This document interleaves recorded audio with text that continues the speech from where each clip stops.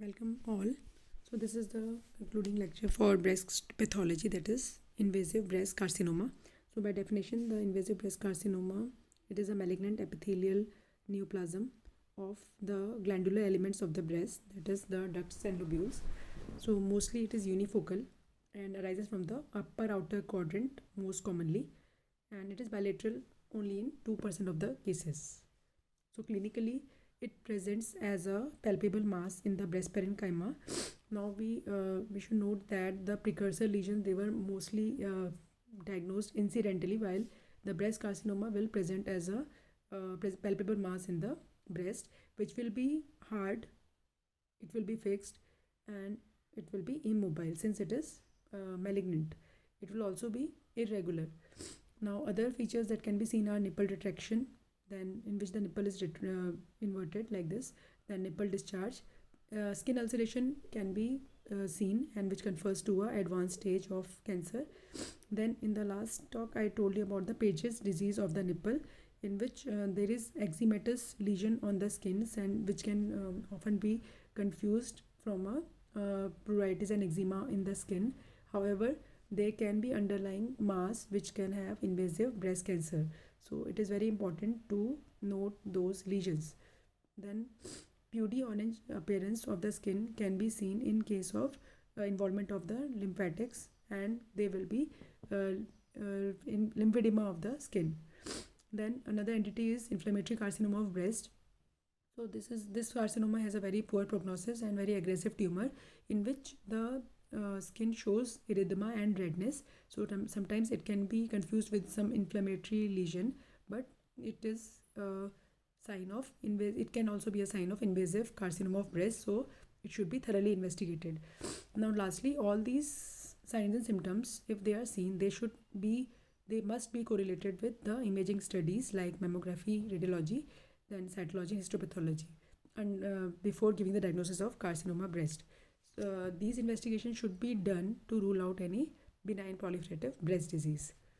Now investigations which are important and commonly done in case of carcinoma breast are, first of all, mammography, which can show lesions like these stellate circular lesion without calcification, some lesions, stellate lesion with areas of calcification, and sometimes it can only present with calcification only.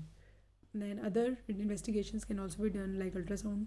Then in FNAC, we introduce a needle into the lump in the breast, and we aspirate the material, stain it, and observe the microscopic findings. In needle biopsy, we take a biopsy needle to take out the core of tissue from that breast lump, and followed by histopathological examination.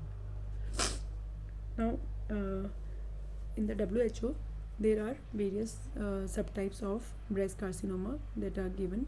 So infiltrative breast carcinoma of no special type, NST, also known as not otherwise specified, NOS. So this is the most common subtype for invasive breast cancer. Now important point to note is that the medullary carcinoma, which was there in the earlier classifications, it was a separate subtype, but now it is studied under the special morphological pattern of NST only. So this is a tumor which is rich in tumor infiltrating lymphocytes, and it has a basal-like molecular profile. Another variants are tubular carcinoma, mucinous adenocarcinoma, metaplastic carcinoma. Now invasive breast carcinoma of no special type. So this is the most important at the undergraduate level, as it is the most common. So this gross is often asked in the viva also.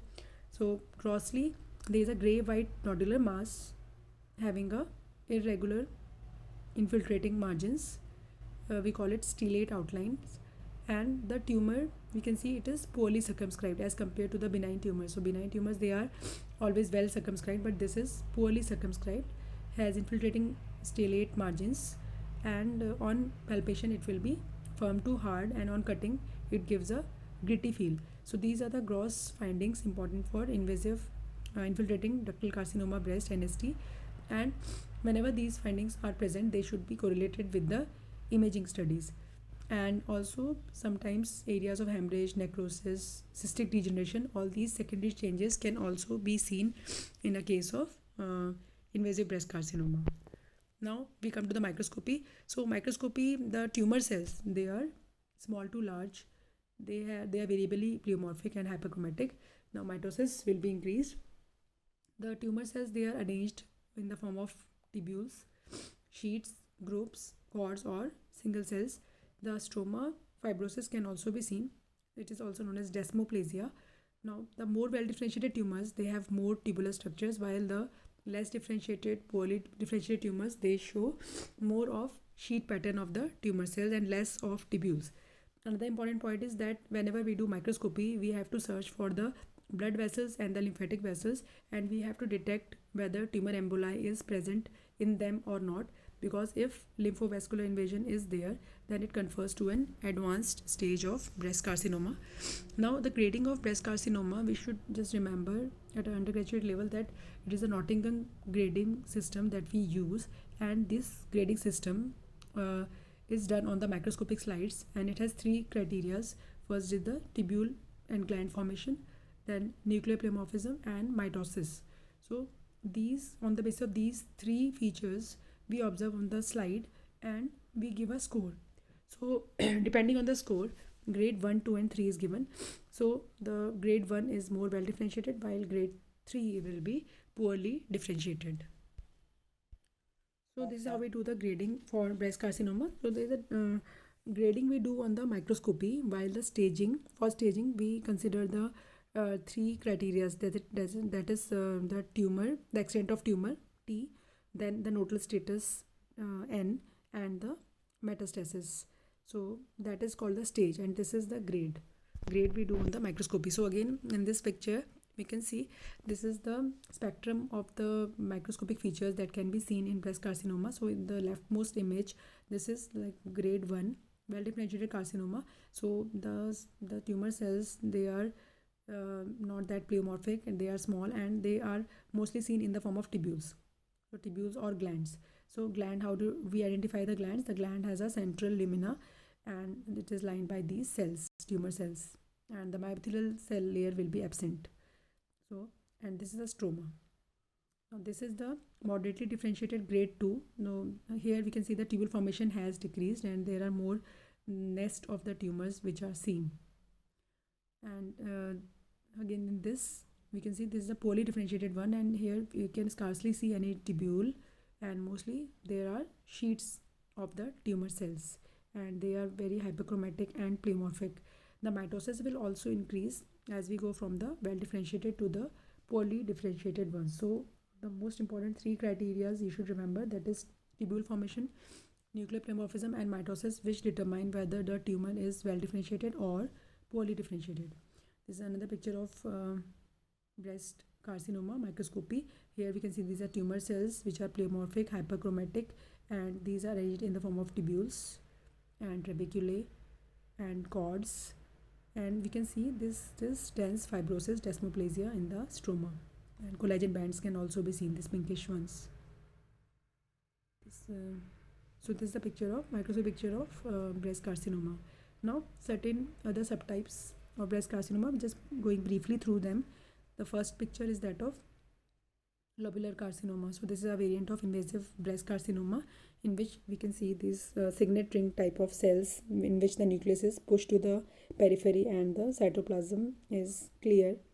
So these are the signet ring cells, and in the lobular carcinoma the cells are generally small and rounded. Now the next picture is that of the mucinous carcinoma, in which the large lakes of mucin are there, in which the tumor cells are present. So this is the mucinous carcinoma. Then next is the tubular carcinoma. So in tubular carcinoma there are well formed tubules which are seen, and sometimes this can be confused with the benign sclerosing lesion or adenosis. Now next one is the papillary carcinoma, in which the papilla are seen, and these papilla, they have a well defined fibrovascular core. Now next, this one is the apocrine carcinoma, in which the cells they have abundant pinkish granular cytoplasm, and these cells, they resembles the cell lining the sweat glands. Next is the micropapillary carcinoma, It's a misnomer actually. So there are hollow balls of cells and which are seen floating in a intercellular fluid, and these structures they mimic the appearance of a papillae. Now next is the carcinoma with the medullary pattern. So this is now merged with the invasive carcinoma NST, and this has increased number of tumor infiltrating lymphocytes, and the tumor it has a pushing border. So this the last one is the secretory carcinoma. So in secretory carcinoma there are secretions, so sometimes it mimics the lactating breast. So these secretory carcinomas they rarely show metastasis. Now, last we come to the prognostic factors of invasive breast carcinoma. So the prognostic factors determine the overall survival of the patient. So these factors are important from the patient point of view also. So in the 8th AGCC edition, so distant metastasis is an most important prognostic factors. That is metastasis beyond the regional lymph nodes. Now, regional lymph node involvement and so that this is again important prognostic factor, the second most important prognostic factors. Then the tumor characteristics, that is size of the tumor, involvement of the skin like skin ulceration or dermal metastasis, then invasion into the chest wall and presentation as inflammatory carcinoma. So these are the important characteristic of the tumor which are important in the prognosis of the patient. So T and M they determine the stage of the tumor. Then histological grade, so it is also important. Then ER/PR HER2 expression. So these are important prognostic as well as predictive markers. Predictive means they will determine the kind of chemotherapy that will be given to the patients. Then lymphovascular invasion again it is important. So tumor emboli seen in the lymphatics and vessels. So they confers a poor prognosis for the patient. Histological types like tubular, adenoid, cystic, they have a favorable prognosis.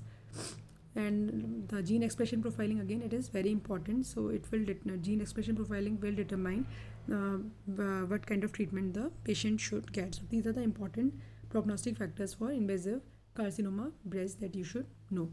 Now treatment options will be decided by the surgeon based on the grade of the tumor and the stage of the tumor. So modified radical mastectomy is done with axillary lymph node dissection. Then neoadjuvant chemotherapy is another, followed by surgery is another treatment option, or chemo plus radiotherapy, and these options depend on the stage of the tumor. Now regarding few lines regarding the breast carcinoma in males. The risk is 0.11%. It has BRCA2 association, presents as a subarrial mass, and prognostic factors and treatment is similar to that of female breast cancer. So these are the references. Thank you very much.